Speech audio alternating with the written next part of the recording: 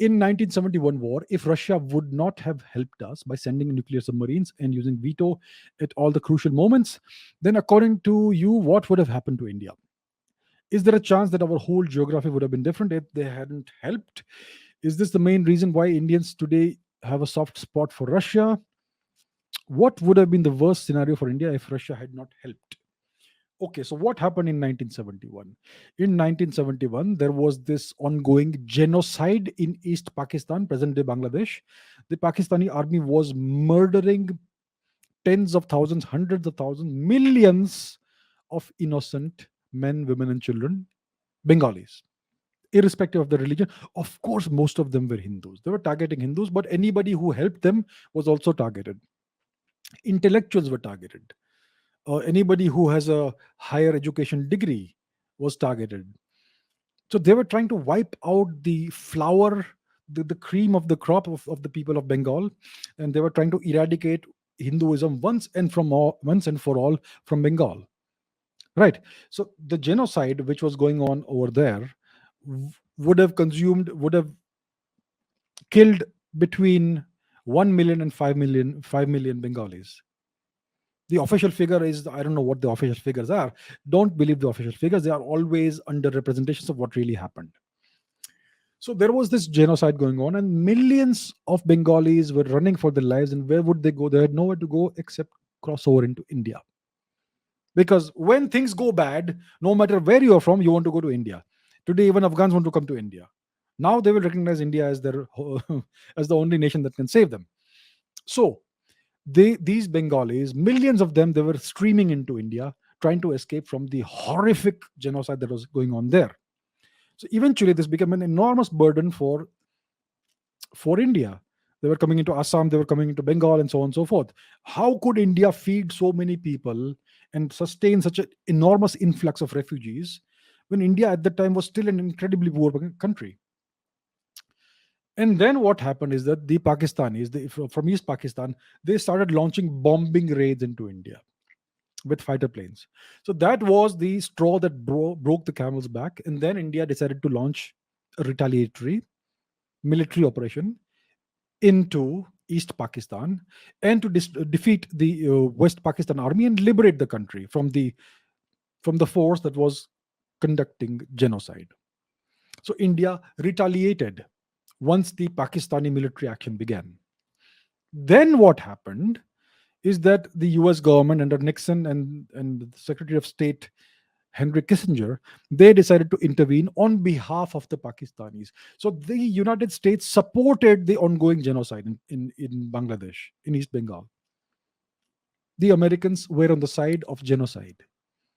They decided to take military action to allow the genocide to go on. And they were aware of what's happening. Read the book, The Blood Telegram. They were aware. The American government was very well aware of what the Pakistanis were doing, and they were fine with that. So now that India starts this military operation, what the Americans do is they send an entire aircraft carrier task force into the Sea of Kalinga, the Bay of Bengal, to intimidate India and to threaten India. Because that aircraft carrier would have dozens of fighter planes with lots of arms and ammunition. They could possibly obliterate parts of India with that. And it's not just one aircraft carrier, it's an entire strike group with lots of destroyers, a few submarines, and all that. So that was designed to intimidate India. And they were stopped and they were prevented from doing this because the Russians sent a fleet of nuclear submarines to the same place. So when the Americans arrived into the Bay of Bengal, they were met by Russian nuclear submarines. And that's why they had to back off. They sent the USS Enterprise to India, but it was met by this waiting task force of Russian nuclear submarines. And that's why they had to back off. Otherwise, what would have happened? The question is, had the Russians not helped India out, what would have happened? The Americans would have interfered militarily. India, I suppose, at the time was no match for the American uh, the aircraft carrier task force strike group that they'd sent to India. It would have had enormous firepower. They could have broken India into pieces, possibly. They could have cut off more parts of India, maybe the far east of India, the so called northeast of India. Possibly they could have done that. They would have certainly tried to humiliate India and break India further into pieces. So, what is the worst case scenario for India? You would have seen a Pakistani victory over India. And if the Pakistani army would have prevailed in East Pakistan, maybe the Pakistani army in West Pakistan may also have been encouraged to go further and try to take over the rest of Kashmir and maybe even strike for Delhi. Because that's always been the great dream of the Pakistani army. We'll have lunch in Jaipur and dinner in Delhi, that sort of thing. That has been the great dream of theirs. So, possibly, had the Russians not stopped the American aircraft carrier group, such things may have happened.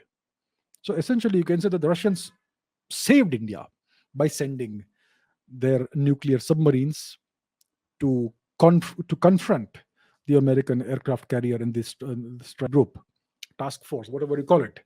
So it's possible, like you say, Shivang, that our geography would have been completely different. Maybe India would have been broken into pieces had the Russians not intervened and helped India out. And of course, the Russians always supported India in the UN Security Council by using their veto power whenever it was necessary. It was the USSR that did that. So, as you know, as you can see, there is this long history that India has with the USSR or Russia, where they have helped India out on multiple occasions on a continuing, recurring basis. It's not a one off thing. Now, of course, they were doing it to further their own national interest. That's how it works in geopolitics. There is no free lunch. So they were helping India because it was beneficial for them. Fine. That is okay. That's how it works. But they helped India. So that is the reason why many Indians apparently have a soft spot for Russia. That is certainly, especially in the older generations, the people who were born in the 60s and 70s, or all that, maybe some of them have a soft spot for Russia because they've seen the Russians help India when all the odds were stacked against India. I mean, there was a make or break moment, a make or break episode in India's history. Had the Americans actually used the military option against India, it could have broken India. An aircraft carrier strike group is a massively powerful uh, military deployment.